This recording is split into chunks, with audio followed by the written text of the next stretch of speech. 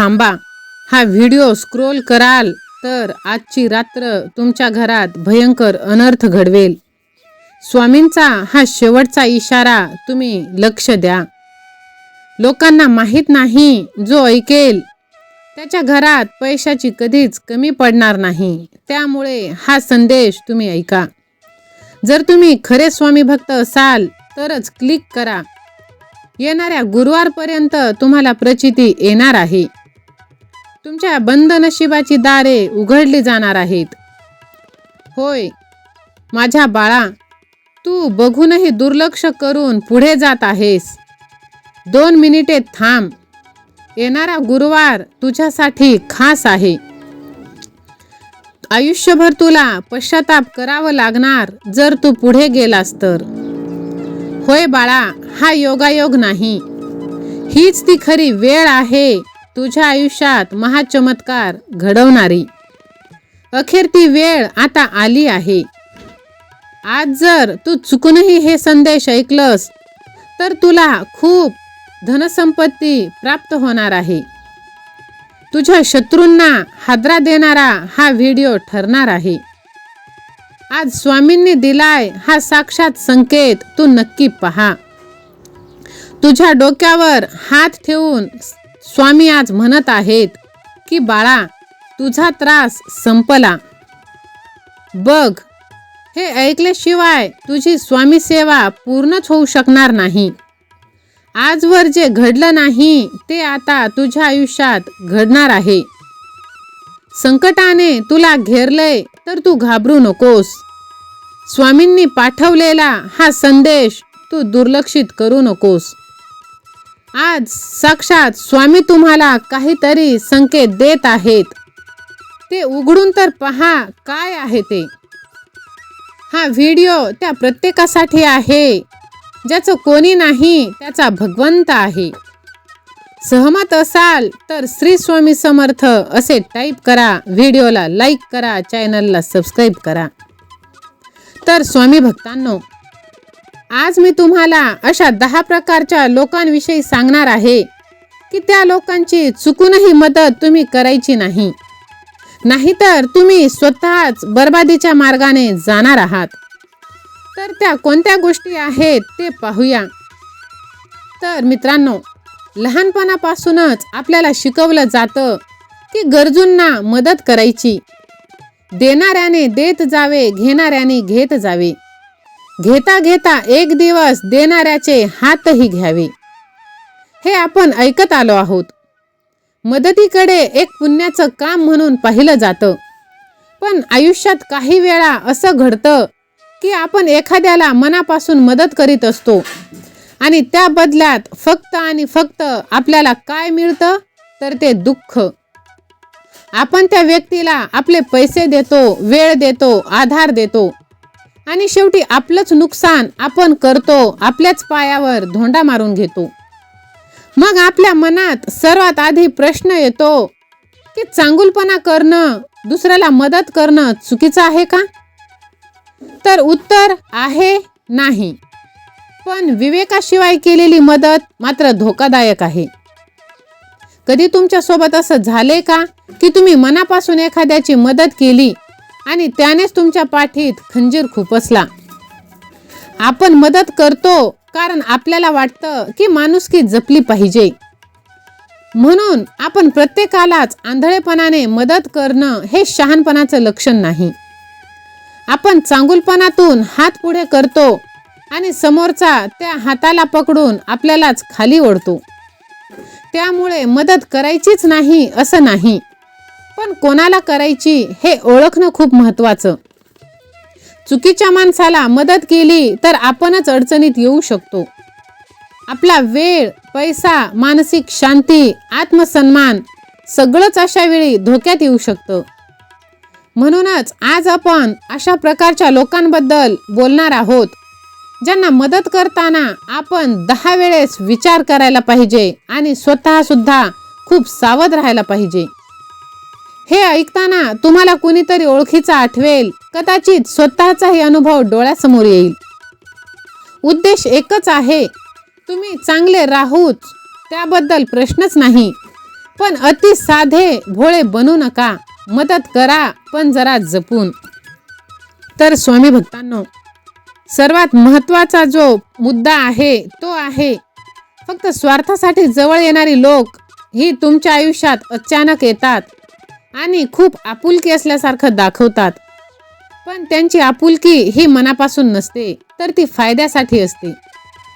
तुम्ही त्यांच्यासाठी नक्कीच काहीतरी कामाचे असाल. तुमच्याकडे पैसे, ओळख, पद काहीतरी असेल म्हणून ते सतत तुमच्या भोवती फिरतात, गोड बोलतात, तुमची स्तुती करतात आणि स्वतःला तुमचा खूप जवळच असल्यासारखे वागवता. जोपर्यंत तुम्ही त्याला काही देऊ शकता, मदत करू शकता किंवा त्याचा फायदा होतो तोपर्यंत तो तुमच्यासोबत राहील. पण ज्या दिवशी तुम्ही अडचणीत सापडता, तुम्हाला आधाराची गरज असते, तुम्ही त्याला नाही म्हणता, त्या दिवशी त्याचा खरा चेहरा दिसतो. त्यावेळेस तुमचा ना साधा फोन उचलला जातो, ना तुमच्या मेसेजला रिप्लाय मिळतं. वेगवेगळ्या कारणांची रांग लागते. कारणे द्या हे सुरू होतं.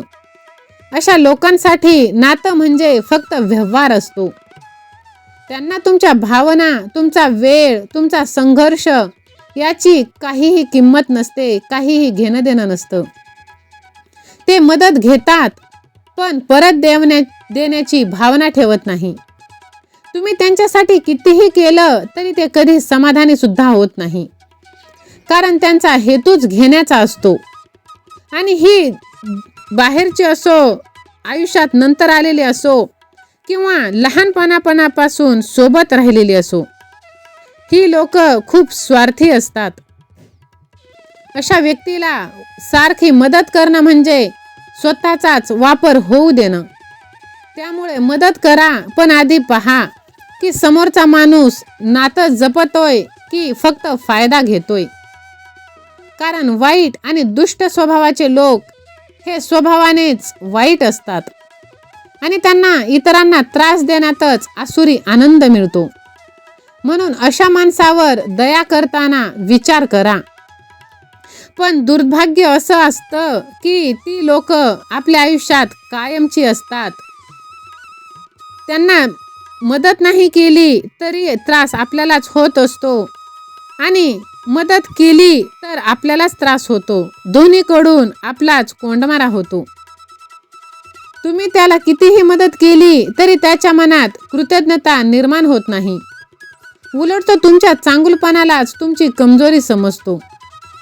अशा व्यक्तीला एकदा मदत केली की तो तुमच्यावरच चढून बसतो, कारण त्याला वाटतं की हा माणूस काहीही झालं तरी सहन करतो. तो स्वतःच्या चुका कधीच मान्य करणार नाही आणि बदलण्याचा प्रयत्नही करणार नाही, कारण त्याचा स्वभावच कपटी आणि वाईट आहे. अशा लोकांना दुसऱ्याची प्रगती बघवत नाही. ते नेहमी काहीतरी डाव आखत असतात. तुम्ही त्यांना संधी दिलीत तर ते त्या संधीचा उपयोग स्वतःला सुधारण्यासाठी नाही, तर तुमच्याच विरोधात करतील. त्यांच्याशी जास्त जवळीक ठेवली तर तुमचं नाव, तुमचा मान सन्मान, तुमची मनःशांती धोक्यात येते.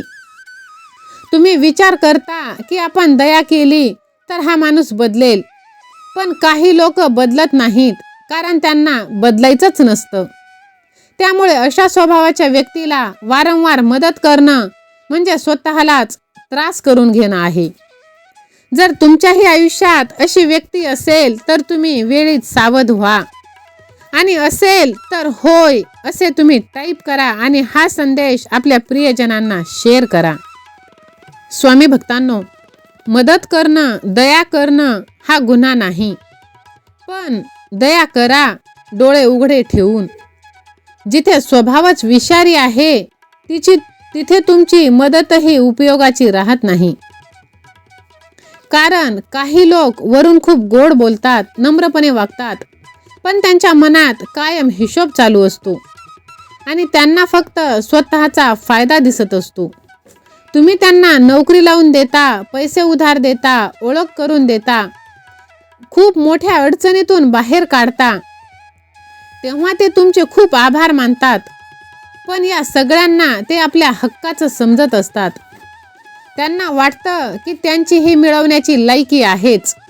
तुम्ही फक्त निमित्त मात्र झाला आहात. आणि हळूहळू नंतर त्यांच्या अपेक्षा वाढत जातात आणि तुम्ही केलेली मदत ही त्यांच्यासाठी उपकार नसून कर्तव्य बनते. तुम्ही एकदा मदत केली की ते दुसऱ्यांदा आणखीन जास्त मागणार आणि नाही म्हटलं की नाराज होणार आणि चार चौघात तुमचा अपमान होणार, तुमची नाचक्की होणार.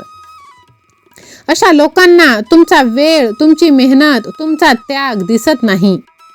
त्यांना फक्त तुम्ही संधी म्हणून दिसत असता. तर होय, जेव्हा ते सक्षम होतात तेव्हा त्यांनी मागे वळून पाहिलेलं नाही.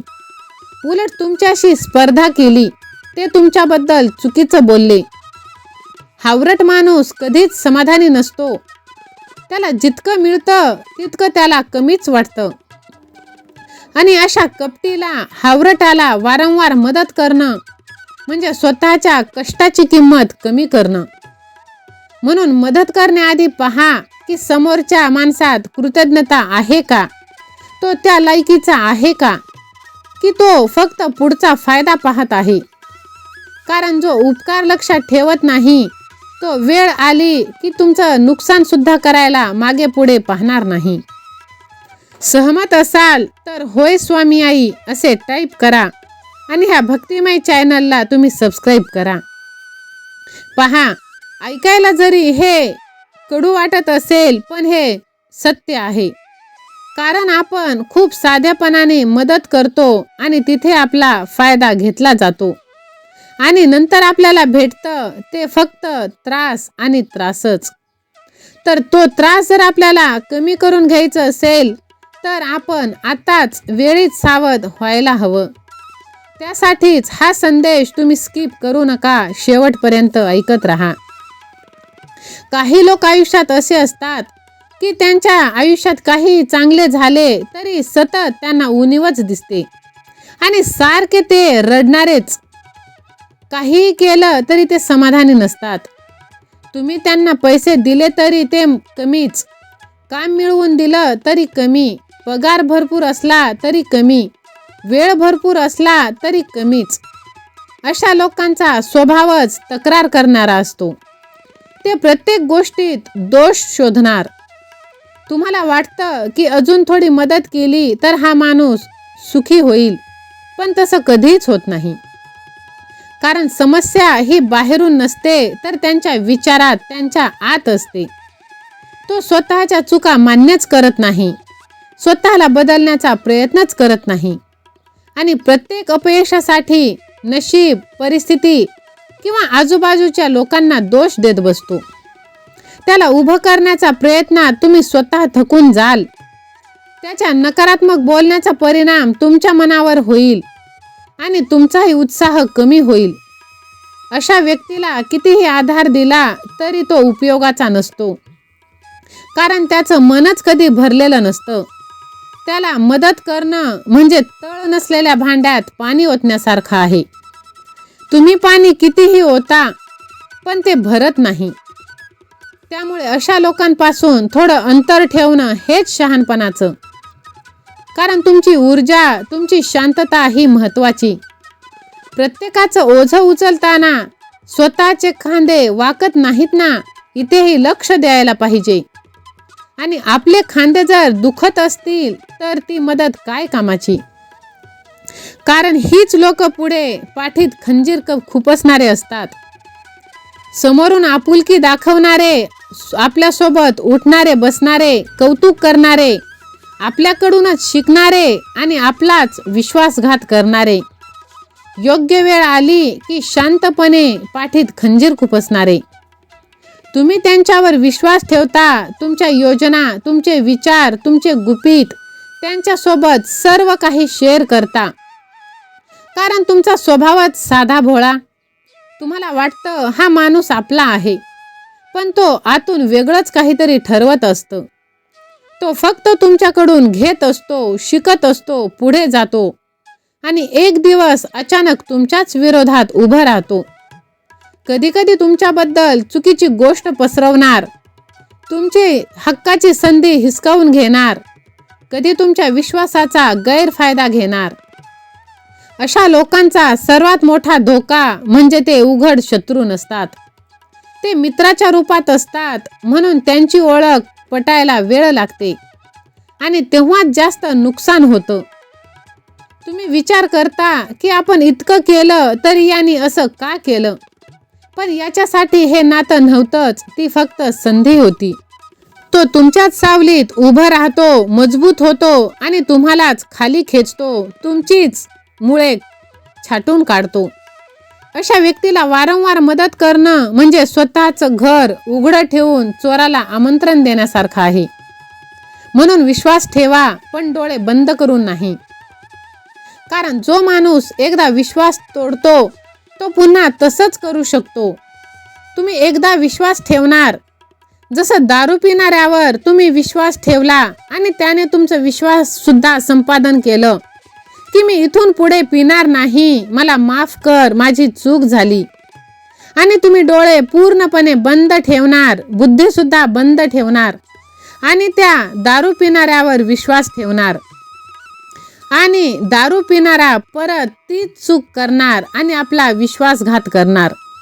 कारण त्याला माहीत आहे की तुमचं आयुष्य त्याच्या आजूबाजूला आहे आणि तुम्ही परत त्याच्यावर विश्वास ठेवणार आणि तो परत तोच विश्वासघात करणार. तर इथे चूक कोणाची? इथे चूक त्या दारू पिणाऱ्याची नाही, तर विश्वास ठेवणाऱ्याची आहे. कारण तो मूर्ख आहे. वारंवार चुका करणारा हा कधीच चूक सुधारणारा नसतो. तुमचा चांगुलपणाच कायम तुम्हाला त्रास देत असतो. तुम्ही ठरवा किती जवळ कोणाला घ्यायचं. तुम्ही मर्यादा ठेवा, नाहीतर आयुष्यभराचा धडा तुम्हाला आयुष्यभर घेत बसावा लागेल. भोळा चेहरा, गरीब परिस्थितीचं भांडवल करून हे लोक फसवणारे असतात. बाहेरून खूप साधे भोळे बिचारे दिसणार, त्यांच्या बोलण्यात दुःख असणार, चेहऱ्यावर निरागसपणा असणार आणि त्यांची परिस्थिती सुद्धा खरोखरच आपल्याला कठीण वाटणार, पण ते आतून खूप चालाक असणार. लोकांना कसं पटवायचं आणि कसं गंडवायचं हे त्यांना बरोबर माहीत असतं. भावनिक करणं, कशी सहानुभूती मिळवायची हे त्यांना माहीत असतं. ते त्यांच्या गरिबीची, आजाराची, अडचणीची गोष्ट इतक्या वेळा सांगणार की तुम्हाला वाटतं की आपण मदत नाही केली म्हणजे आपण वाईट आहोत. म्हणून तुम्ही मनापासून मदत करता, पैसे देता, वेळ देता, ओळखी शोधता आणि काही दिवसांनी कळतं की त्यांची ती कथा अनेक लोकांना सांगितली गेली आहे. त्यांचं दुःख खरं असू शकतं, पण त्याचा वापर ते लोकांना फसवण्यासाठी करतात. ते काम करण्यापेक्षा सहानुभूतीचा वापर करतात आणि तुम्ही अशा लोकांना मदत करता जे तुमच्या भावनांशी खेळतात. तुम्ही नाही म्हटलं की ते तुम्हालाच दगडाच्या हृदयाचा म्हणणार, तुम्हाला जाणवून देणार की तुम्ही किती निर्दयी आहात आणि तुम्ही साधेभोळेपणाने त्यांची मदत करणार. म्हणून अशा लोकांपासून तुम्ही सावध राहायला पाहिजे. अशा लोकांना आंधळेपणाने मदत करणं म्हणजे स्वतःच्या भावनांचं शोषण होऊ देणं. दया ठेवणं चांगलं आहे, पण प्रत्येक अश्रू खराच असतो असं समजणं चुकीचं. मदत करण्याआधी थोडंसं तपासा, विचार करा, खात्री करा, नाहीतर तुमचं मन आणि खिसा दोन्हीही हलके व्हायला वेळ लागणार नाही. कारण अशा हावरट लोकांची भूक कधीच संपत नाही. स्वामी भक्तांनो, आजचा हा व्हिडिओ जर तुम्हाला आवडला असेल तर व्हिडिओला लाईक करा, चॅनलला सबस्क्राईब करा, बाजूची घंटी देखील दाबा आणि हा व्हिडिओ आपल्या साध्या भोळ्या असणाऱ्या नातेवाईकाला, मित्रपरिवाराला शेअर करा आणि स्वतःसुद्धा सुधारा. कमेंट बॉक्समध्ये तुम्ही हा संदेश कोठून पाहत आहात आणि तुमचा आलेला अनुभवसुद्धा शेअर करा. स्वामी माऊली सर्वांना चांगली बुद्धी देवो, सर्वांची सर्व स्वप्ने, सर्व इच्छा पूर्ण करोत आणि प्रत्येकाच्या आयुष्यात आलेली अशी कपटी आणि निर्दयी माणसे दूर करोच, हीच मनापासून प्रार्थना. तुमचं संपूर्ण आयुष्य आनंदाने सुखाने जावो, हीच स्वामींच्या चरणी मनापासून प्रार्थना. दिगंबरा दिगंबरा श्रीपाद वल्लभ दिगंबरा. श्री स्वामी समर्थ. धन्यवाद.